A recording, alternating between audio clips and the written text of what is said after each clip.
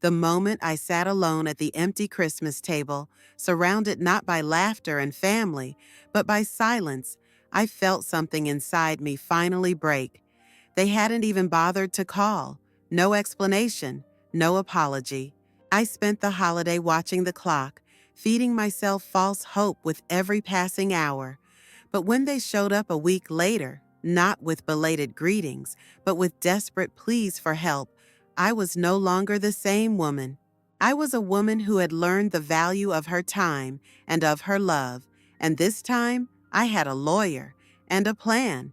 If this story resonated with your soul, click subscribe and let me know in the comments which city or country you're listening from. I'm truly curious to know where you're tuning in from. My name is Margaret Donovan, but everyone calls me Meg. I was 67 years old that December, a retired accountant living in Spokane, Washington.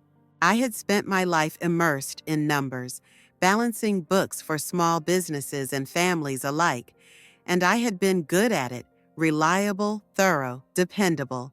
That was how people had always described me. Yet no amount of reliability or care had prepared me for the quiet devastation of that Christmas Eve. The morning of Christmas Eve had begun the way it always did, with a mix of anticipation and ritual. I woke early, long before the first light broke across the sky, and pulled the heavy curtains aside to find a pale layer of snow dusting the neighborhood. It was the kind of soft, undisturbed snow that promised a postcard-perfect holiday. I wrapped myself in my thick cardigan, the one Harold had given me on our 30th anniversary, and made my way to the kitchen where the scent of cinnamon and fresh bread still lingered from the night before. I had prepared for days. The turkey was thawing perfectly in the refrigerator. The cranberry sauce had been made from scratch, not from a can, just the way my daughter Caroline used to love it. There was a tray of sugar cookies shaped like stars and trees and bells, meticulously frosted in red and green icing. I had even pulled the old Christmas china from the back of the cupboard, wiping each plate and cup until they gleamed under the kitchen lights. I checked my phone multiple times throughout the morning, expecting updates, texts, voicemails, anything to confirm that my children and grandchildren were on their way, or that traffic was delaying them, or even just an emoji to say, thinking of you. But the phone remained silent, save for the occasional spam call or a promotional email wishing me happy holidays from a company I hadn't purchased from in years. Still, I refused to let doubt settle in. Families ran late, plans changed, but love remained steady. That was what I told myself as I set the table with 6 places. 1 for me, 2 for Caroline and her husband James, 2 for my teenage grandchildren Ethan and Maddie, and 1 extra just in case. I placed a tiny stocking at each setting, filled with little trinkets and chocolate Santas. I even arranged sprigs of holly in the center, thinking how nice it would look in the photos.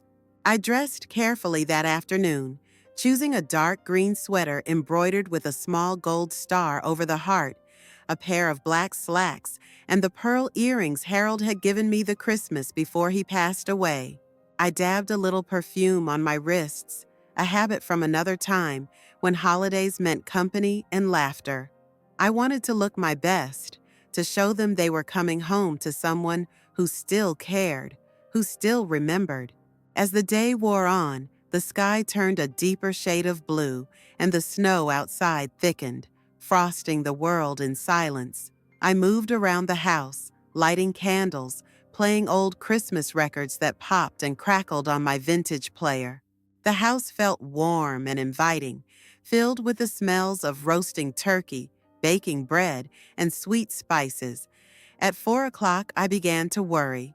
By 5, I was pacing lightly between the kitchen and the living room, peeking out the window every few minutes for headlights.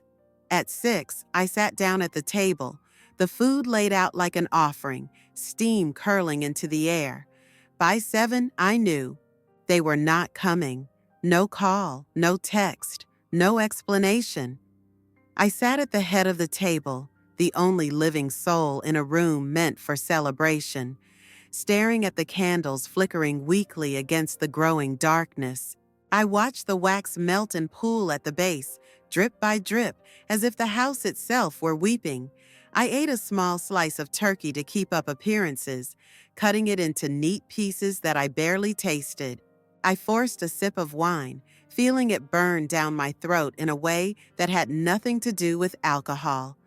Afterward, I packed away the food methodically, wrapping platters in foil, stacking plates in the sink to be washed later.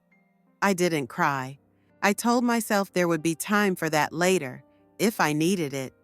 Instead, I returned to the living room, curled up on the couch beneath Harold's old Afghan, and stared at the twinkling lights on the tree. Memories crowded my mind like uninvited guests. Harold hoisting a young Caroline onto his shoulders to place the star atop the tree. Thomas sneaking cookies from the kitchen counter when he thought I wasn't looking.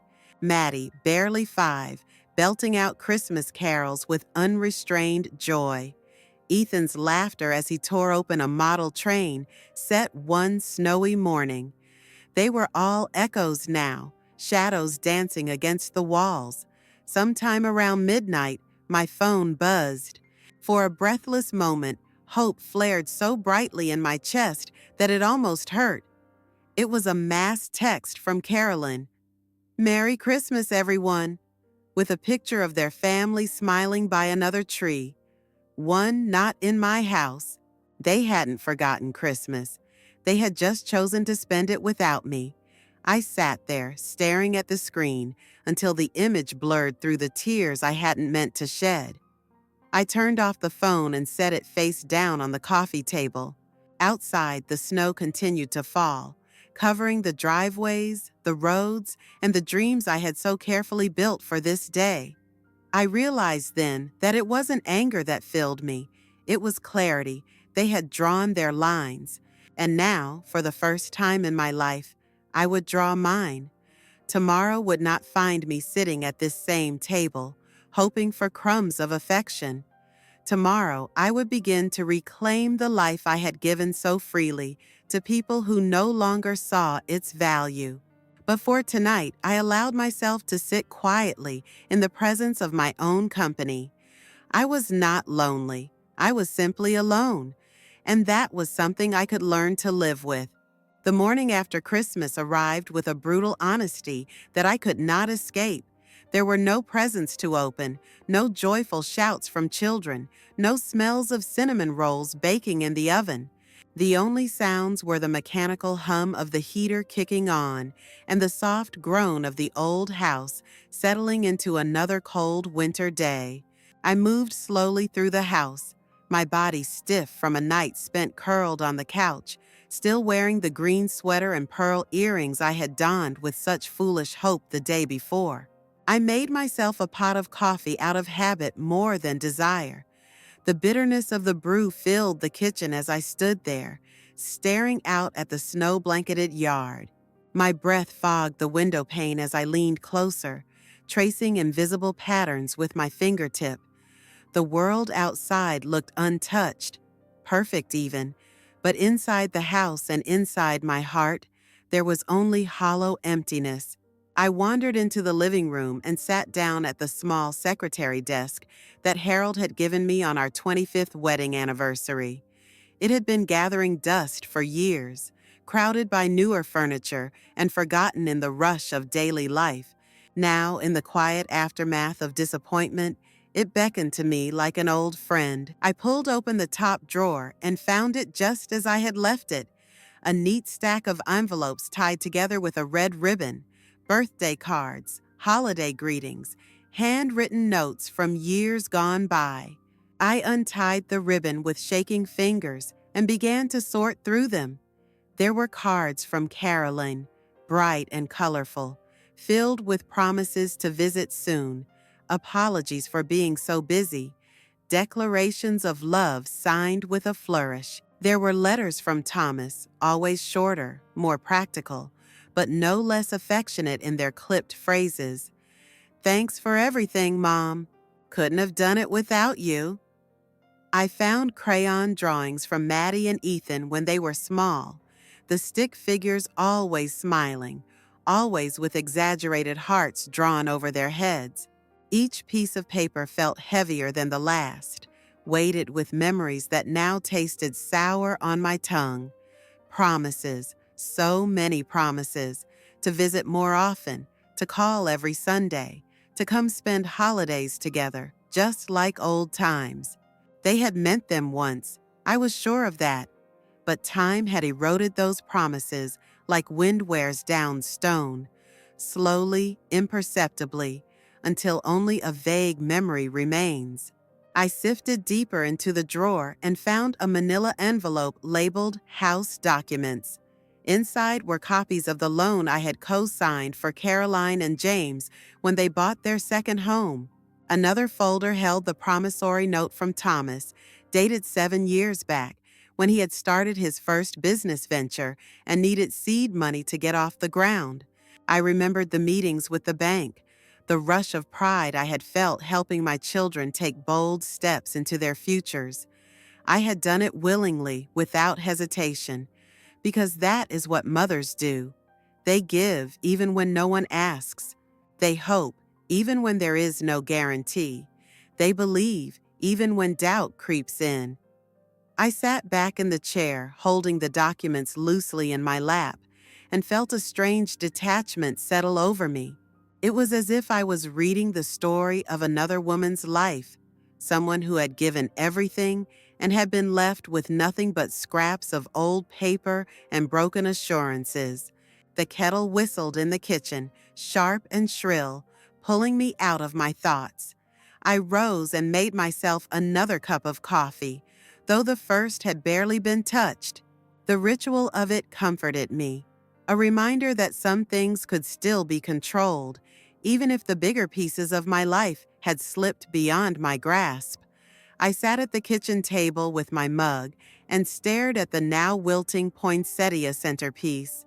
Its bright red leaves were beginning to curl at the edges, the vibrancy fading hour by hour. I thought about the last conversation I had with Caroline in November. She had promised they would come for Christmas, promised it would be just like when we were kids, Mom. You'll see.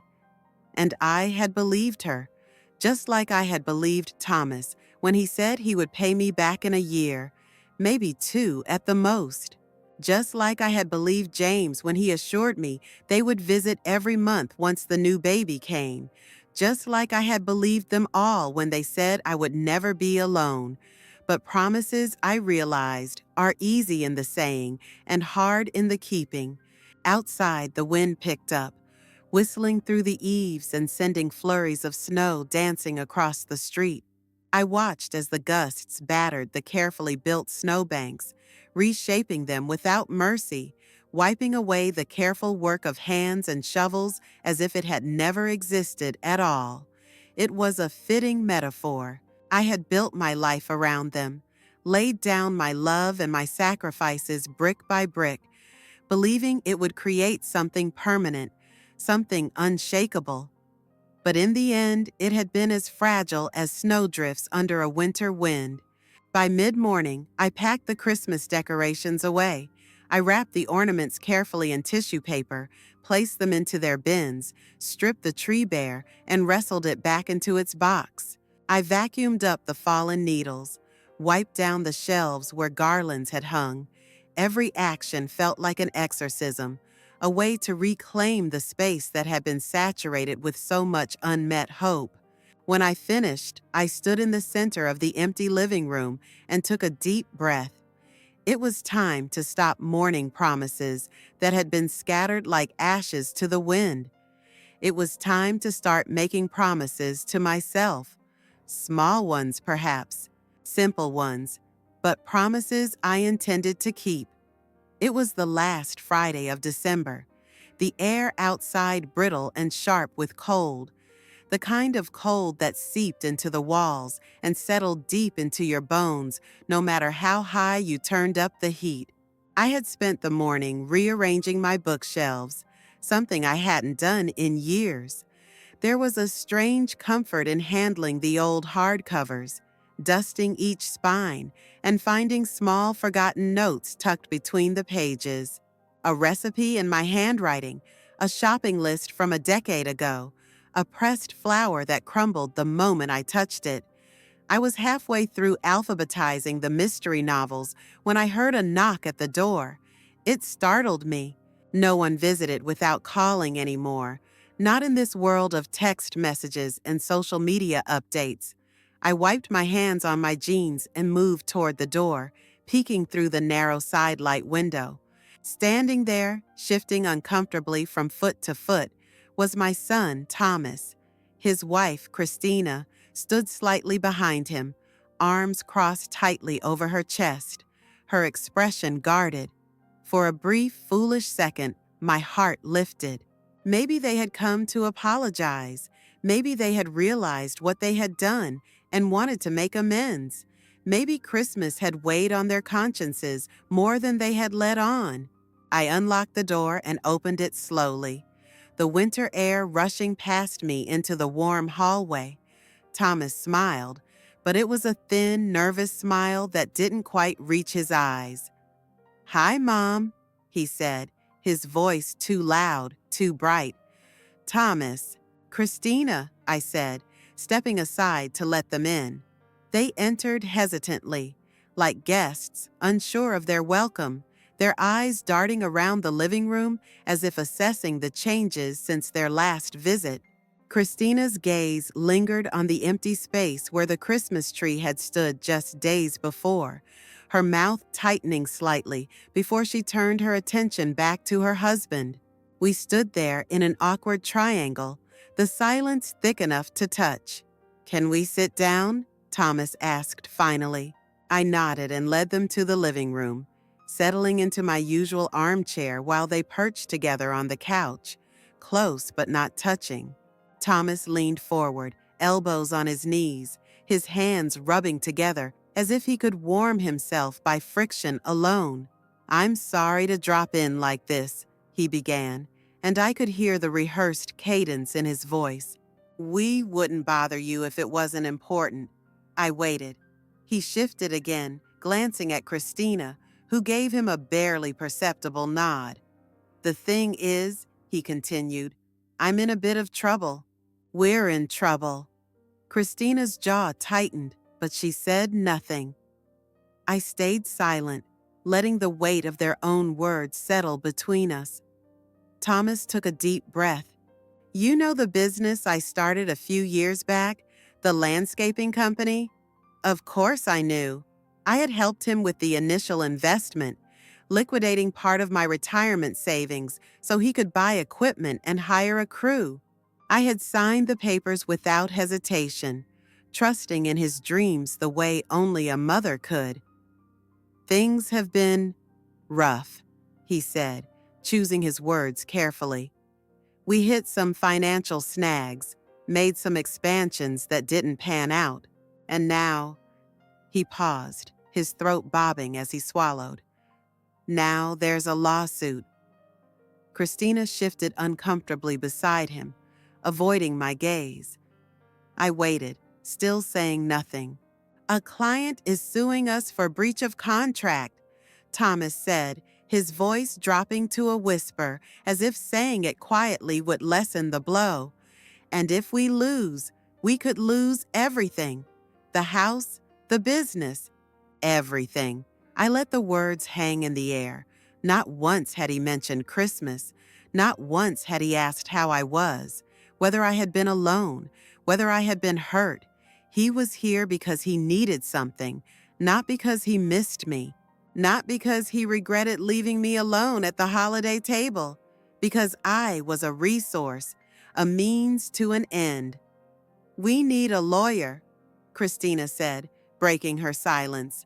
Her voice was brittle, impatient. "A good one, and we can't afford the kind of retainer they're asking for. Not without help." The word help landed between us like a stone in a still pond. They were asking me for money. Again, I folded my hands in my lap, feeling the roughness of my own skin, the veins standing out more sharply these days. "How much do you need?"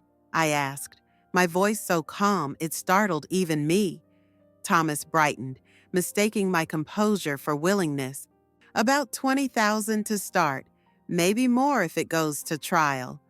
Christina leaned forward, her manicured nails tapping anxiously against her coffee mug. "It's just temporary," she added quickly. "We'll pay you back. We swear. It's just, we're out of options." I thought about the loan documents still tucked in my desk drawer, about the promises made and broken like brittle twigs underfoot, about the silent Christmas, the empty table, the unopened gifts. I thought about the decades I had spent putting everyone else's needs before my own. I rose slowly from my chair. Thomas and Christina straightened, expectant, hopeful. "I need some time to think," I said simply. Their faces fell, but they masked it quickly behind tight, polite smiles. "Of course," Thomas said, standing awkwardly. "Of course, Mom. We understand." Christina rose too, smoothing her coat with quick, agitated movements.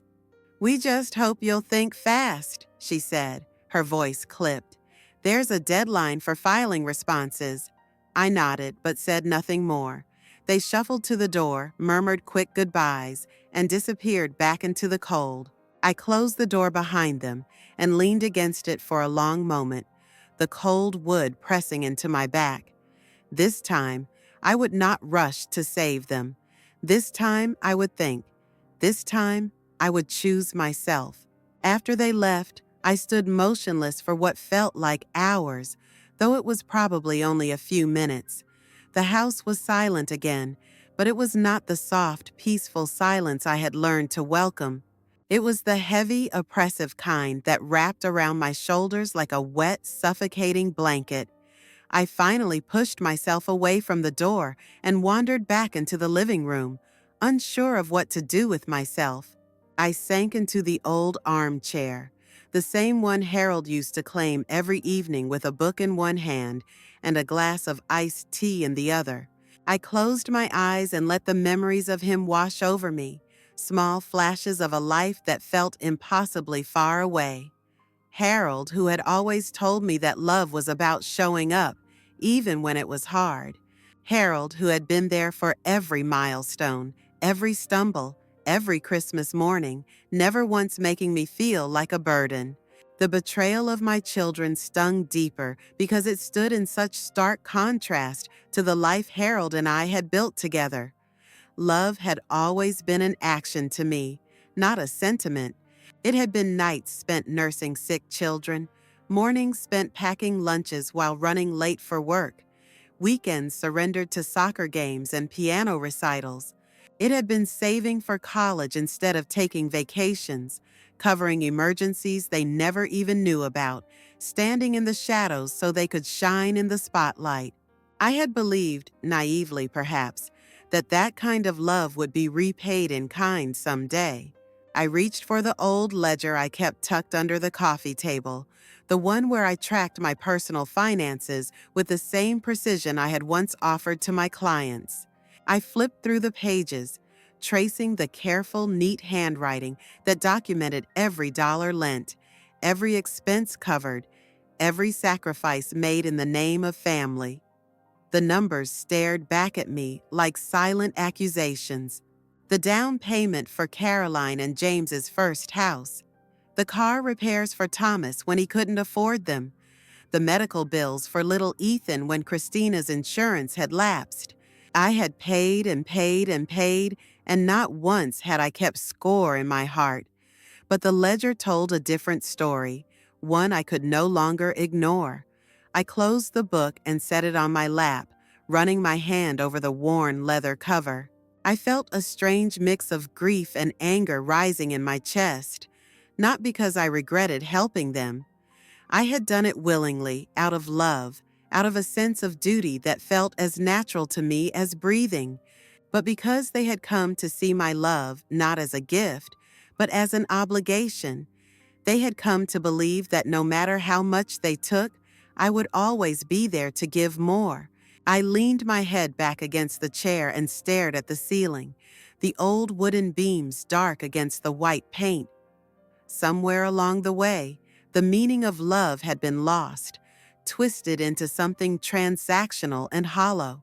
I thought about Thomas and Christina sitting on my couch, their faces tight with worry, their voices dripping with urgency.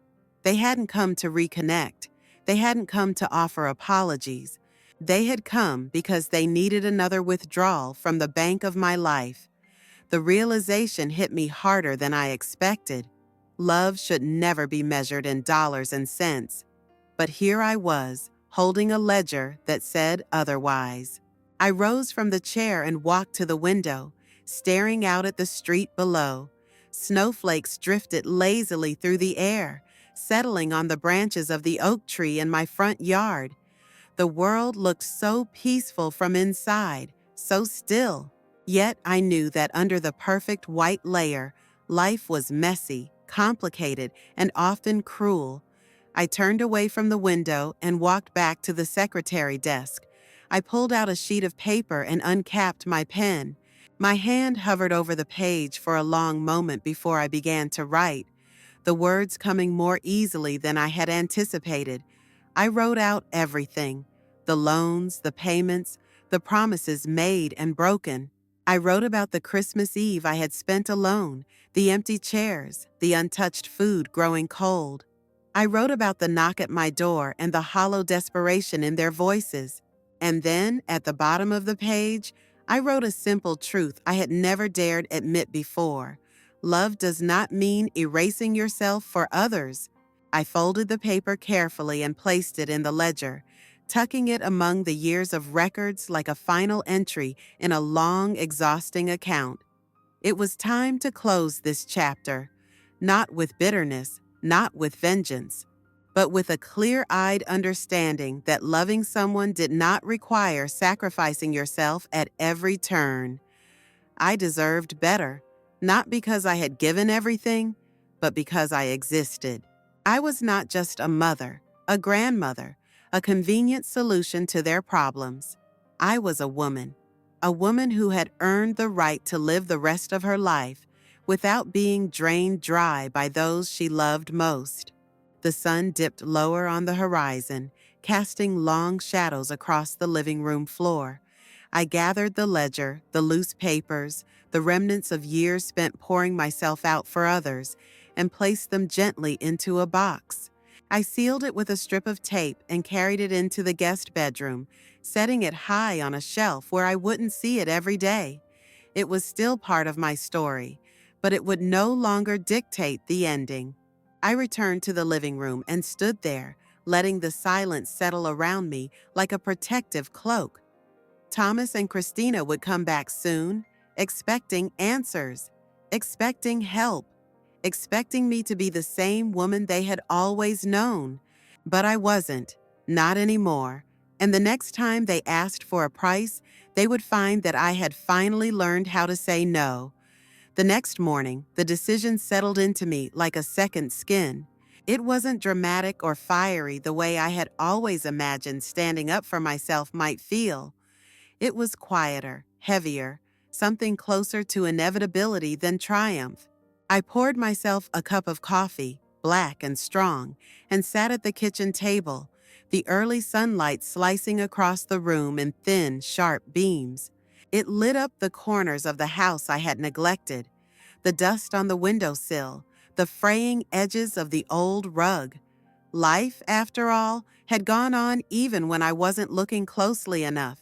I opened the old planner I kept by the fridge, flipping past birthdays and anniversaries, the notes I had scribbled down as reminders to call, to visit, to send a card.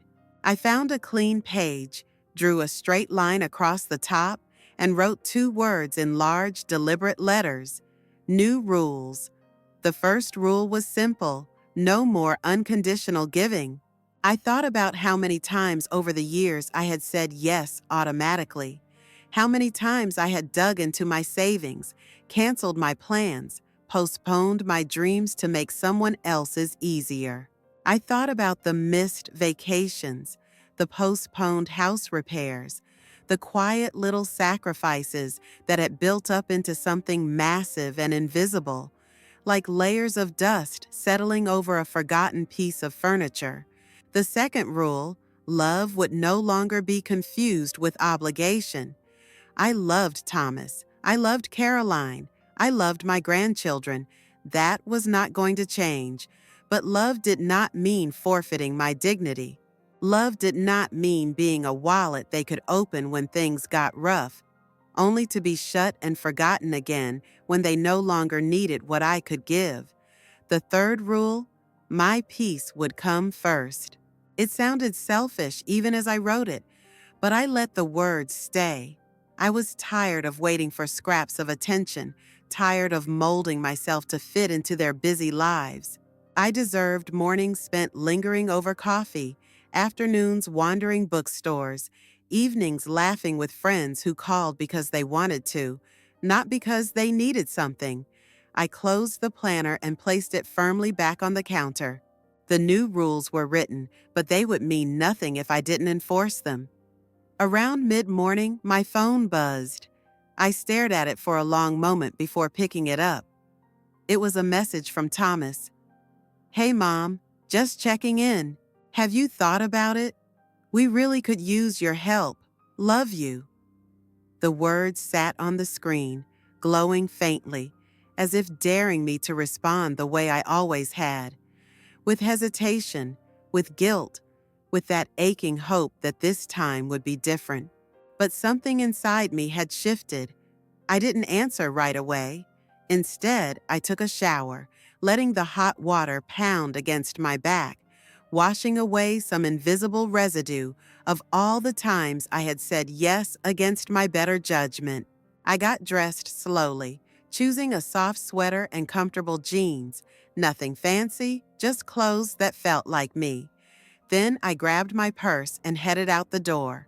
I drove to the law offices of Parker and Smith, a small firm tucked between a bakery and an antique shop downtown.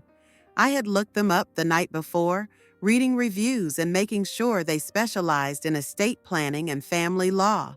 The receptionist, a kind woman named Sandra, greeted me with a smile and handed me a clipboard of forms. I filled them out steadily, my hands surprisingly steady as I detailed my information. When the young attorney, a woman not much older than Caroline, called me into her office, I explained everything in calm, measured tones. The business loans, the co-signed mortgages, the lack of repayment, the recent request for legal fees. She listened without judgment, nodding and taking notes. When I finished, she smiled warmly and said, "You have more power than you realize, Mrs. Donovan. Let's make sure you're protected." We spent the next 2 hours drafting documents that would change everything. An agreement stating that any future financial help would come in the form of formal loans, with interest and repayment schedules.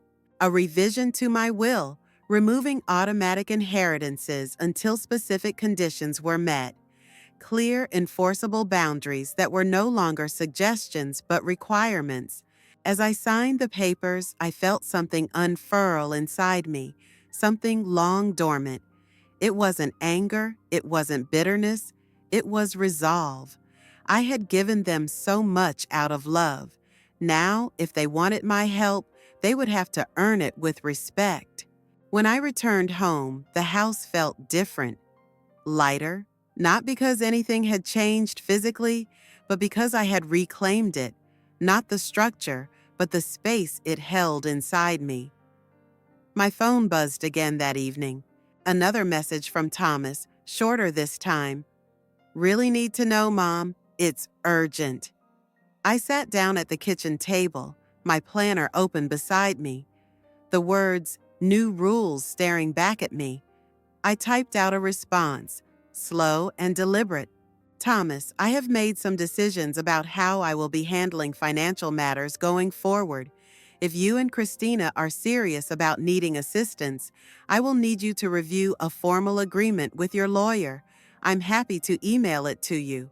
Let me know." I hit send before I could second guess myself. The silence that followed was loud. but it didn't hurt the way it once would have. It felt clean. It felt right. I closed my phone and poured myself a glass of wine, toasting quietly to the woman who had finally learned that loving her family didn't mean losing herself in the process. The new rules were in place, and this time they were here to stay. The days that followed felt strangely quiet, like the world was holding its breath. I went about my routines with the same deliberate calm: coffee in the morning, a short walk when the weather allowed, reading in the afternoons, and crosswords at night. But beneath the surface, something was shifting. It was as if I were seeing everything with new eyes, not just the rooms in my home, but the layers of my life that I had ignored for too long. One morning, while reorganizing a drawer in the hallway, I came across an old photo album. It had been tucked away for years, beneath instruction manuals and extension cords and things I no longer had use for. The edges were frayed, the cover cracked slightly, but the photos inside were intact, frozen moments in glossy rectangles. There were images of Thomas as a boy, missing his two front teeth and grinning with watermelon juice on his chin. Caroline holding a kitten she had begged to keep. Harold standing behind the grill in a ridiculous apron, flipping burgers and laughing with his whole face. Page after page, I watched time unravel.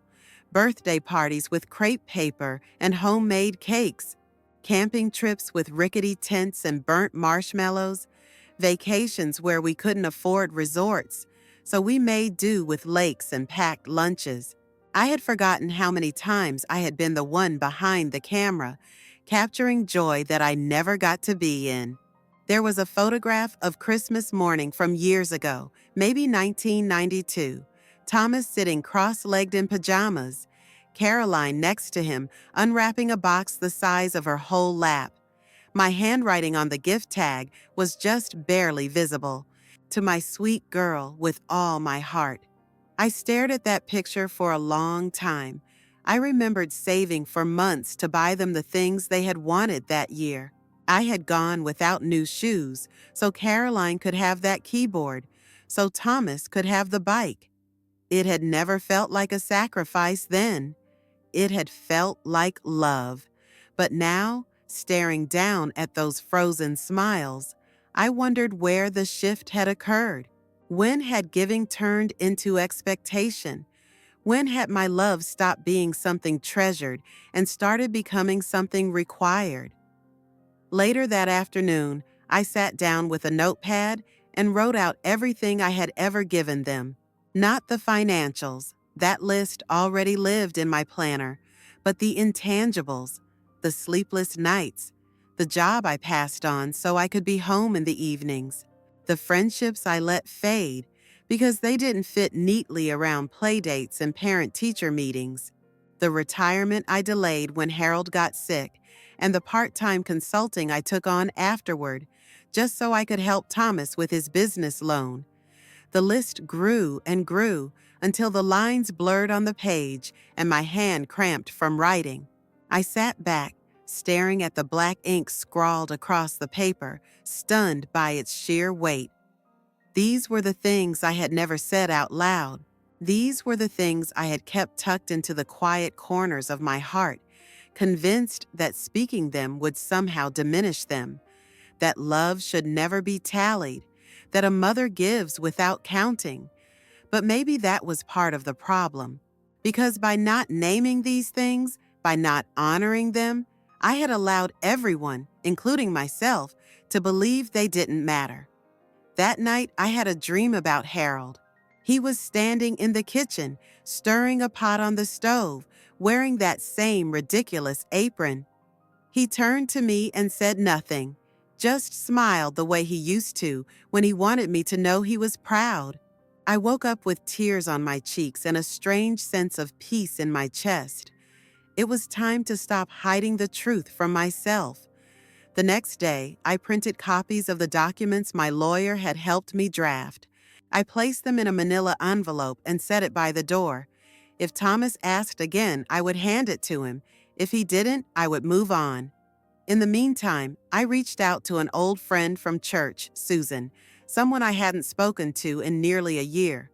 We met for lunch at a small cafe downtown, and I found myself laughing in a way I hadn't in a long time. Loud, unfiltered, real. I told her a little about what had happened, and she listened without judgment, only placing her hand gently over mine and nodding with quiet understanding.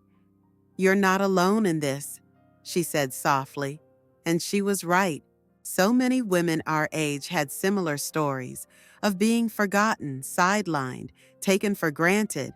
We had built families and homes and identities on the backs of service and love. And when the world no longer needed us in those ways, it didn't know what to do with us. But we knew.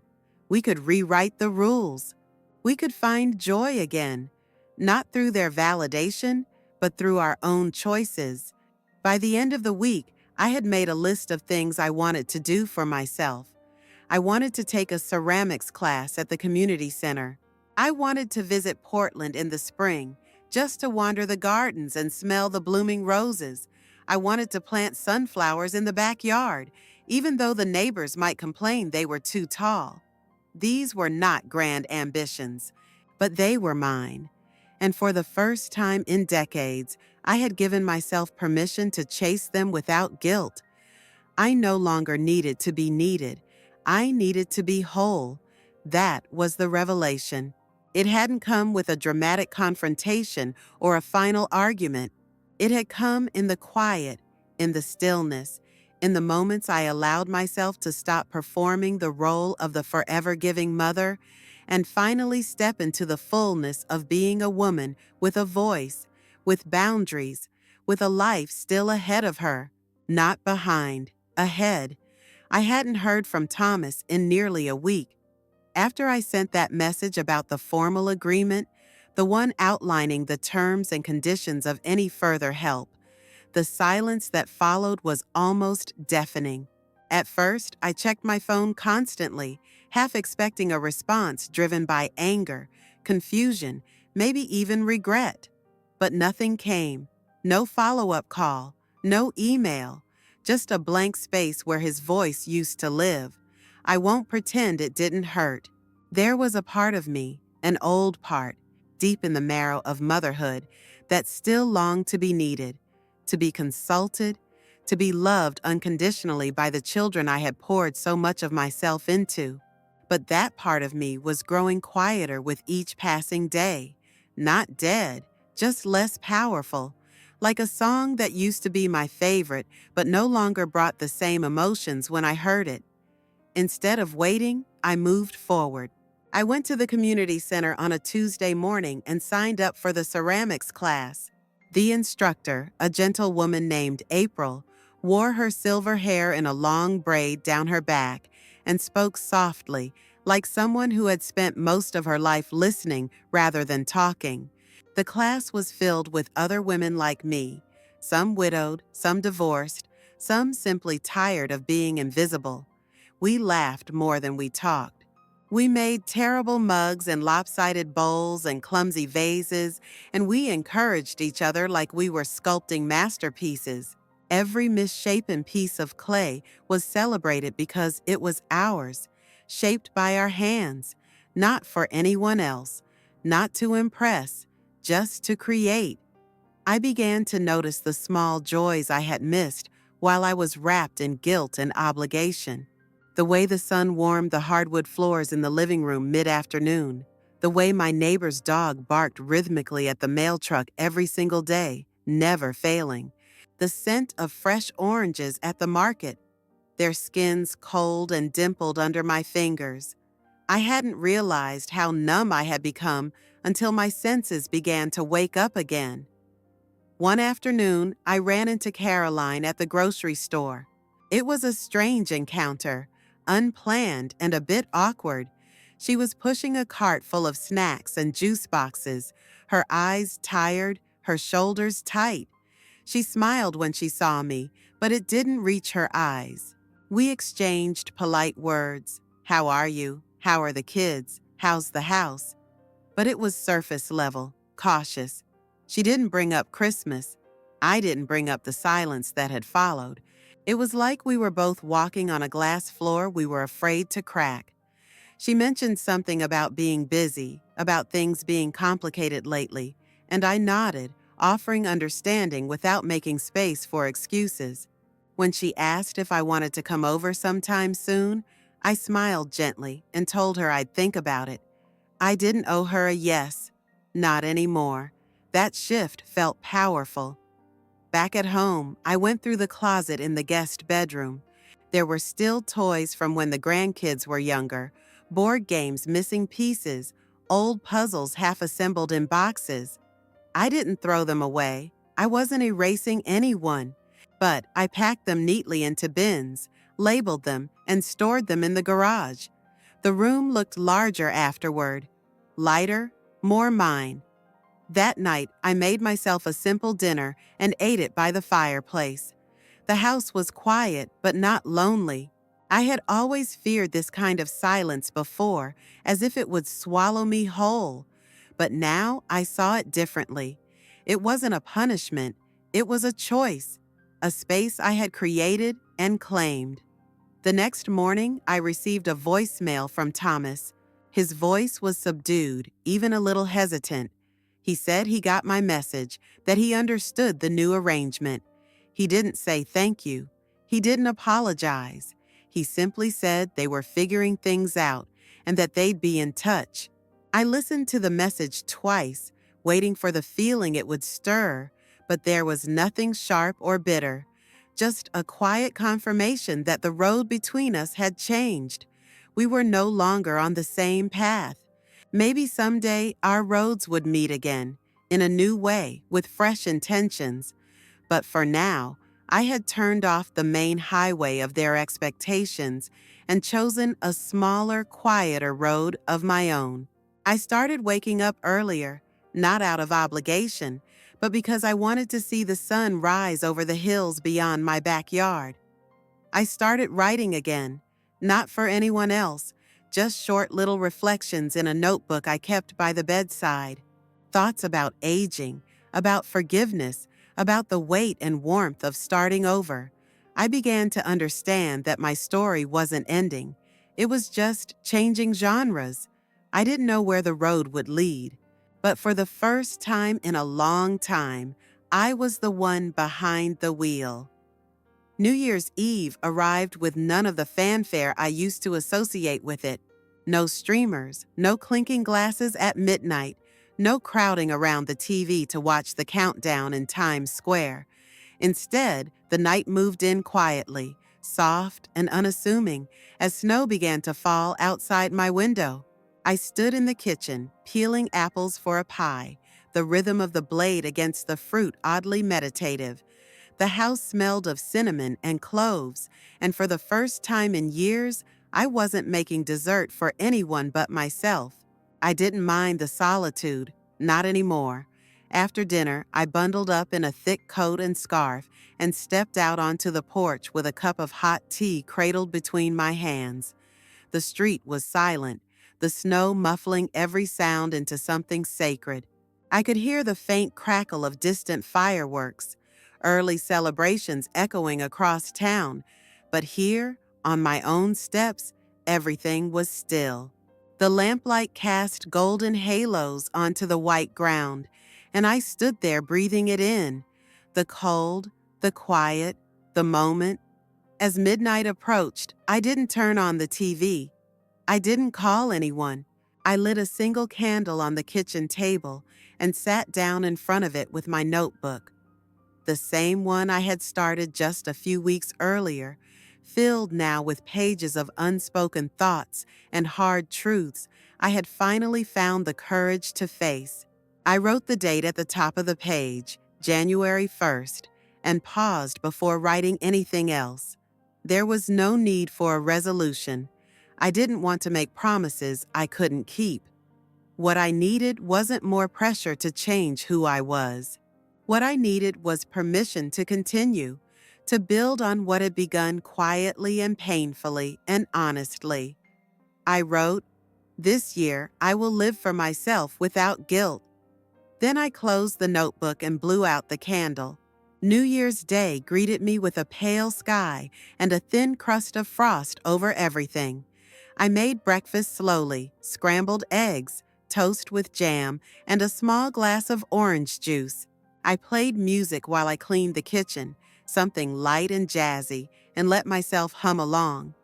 It felt good to move without hurry, to not brace for anyone else's schedule. Later in the day, I drove to the park.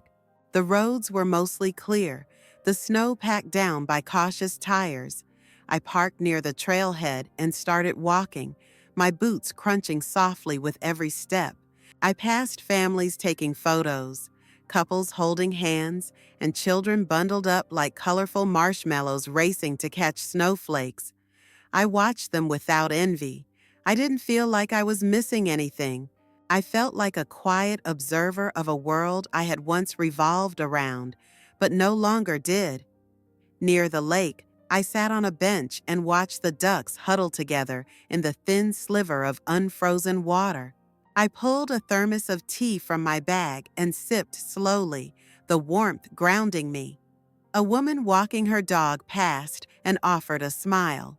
I returned it, grateful for the simplicity of the exchange.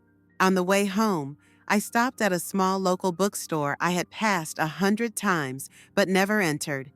Inside, the owner, a man in his 70s with a sweater vest and gentle eyes, greeted me like an old friend. We chatted about mystery novels and poetry, and I left with 2 paperbacks and an invitation to the shop's next reading night.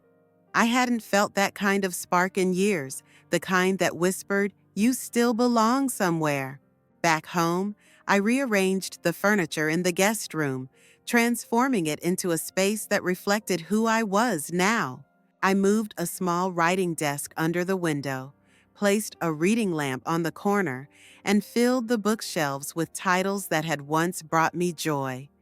I hung a painting of the ocean I had bought at a craft fair years ago, but never framed.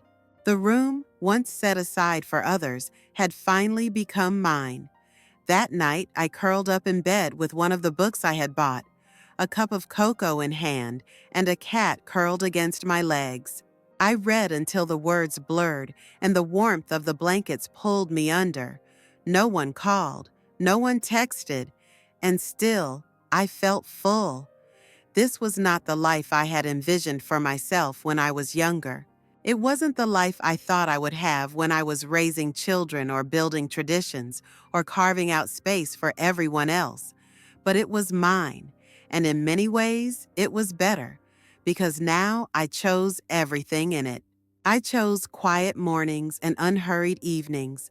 I chose honesty over obligation. I chose love that didn't ask me to disappear. And most of all, I chose myself, not as a reaction to what had been taken from me, but as a promise of what I would no longer give away so freely. The year stretched out ahead like a road I had never traveled, open and winding and full of possibility. And I was finally ready to walk it, alone, unafraid, and free.